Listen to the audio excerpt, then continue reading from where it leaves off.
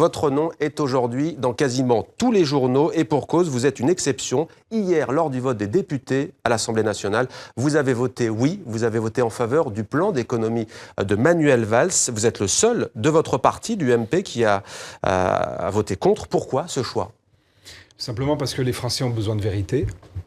Parce que les Français que je rencontre, que ce soit en France d'ailleurs, ou que ce soit aux États-Unis ou au Canada, m'ont demandé de voter comme j'ai voté.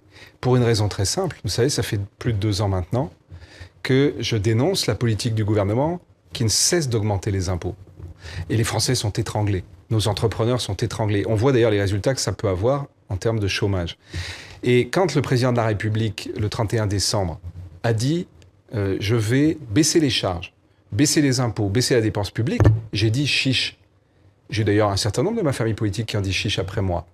Et ensuite, je passe à l'action, c'est logique. Il y a un plan qui est présenté par le Premier ministre, qui reprend d'ailleurs beaucoup des mesures que nous avions nous-mêmes engagées. Je regrette qu'on ait perdu 2 ans et demi, mais je ne vais quand même pas voter contre un dispositif que j'appelais de mes voeux et qui, sur de nombreux points, était ce que nous voulions mettre en place. Mais pourquoi vous seul alors ? Pourquoi pas vos confrères ? Ça a été un oui mais. Parce que j'ai dit, et le mais a été très largement développé par beaucoup d'intervenants dans l'opposition. Parce que ce n'est pas suffisant, ce plan. Je pense qu'il manque au moins 30 milliards de réduction de la dépense publique. Et aussi parce que sur un certain nombre de points, j'aurais préféré qu'on choisisse d'autres voies.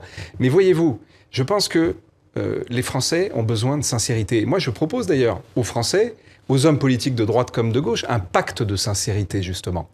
Parce que quel était le spectacle que nous donnions collectivement à l'Assemblée nationale hier?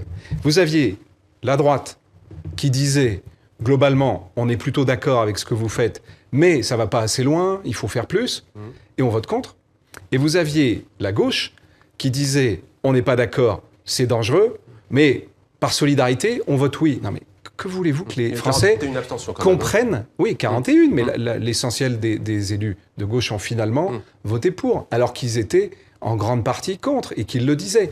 Donc moi je pense que nous devons aux Français, et pour moi ils sont prioritaires, je vous ai dit, ce sont eux qui me le demandent. Et d'ailleurs depuis que j'ai voté, mais vous n'imaginez pas le nombre de messages de nos compatriotes, d'élus de droite comme de gauche, mais surtout de ma famille politique, des militants de ma famille politique, des citoyens de droite, des anciens responsables vous ont appelé ou pas, qui me disent, mais non, je vous parle de citoyens qui m'ont appelé, qui m'ont envoyé des messages et qui me disent, enfin, vous nous écoutez. Le nombre d'acteurs économiques qui disent, mais on ne peut quand même pas attendre 2017, une alternance, pour que nous, qui risquons chaque jour de fermer nos entreprises, on baisse la dépense publique et qu'on baisse les impôts. Vous voyez, il y a un moment, je crois, il faut être sincère. Moi, je pense que et j'ai pensé beaucoup aux abstentionnistes. Vous avez tous suivi, notamment sur TV5, les résultats des élections municipales.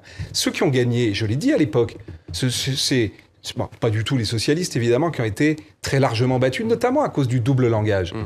Mais l'opposition elle-même avait été sanctionnée. Et l'abstention, elle est si forte dans le pays. Mais moi, je m'adresse à ces abstentionnistes. Et je leur dis, eux qui considèrent que finalement, ça ne sert même plus d'écouter la parole politique. Ils n'entendent plus que la musique. Mais je leur dis, ça compte la parole politique. Mais il faut pour cela que nous disions ce que nous pensons.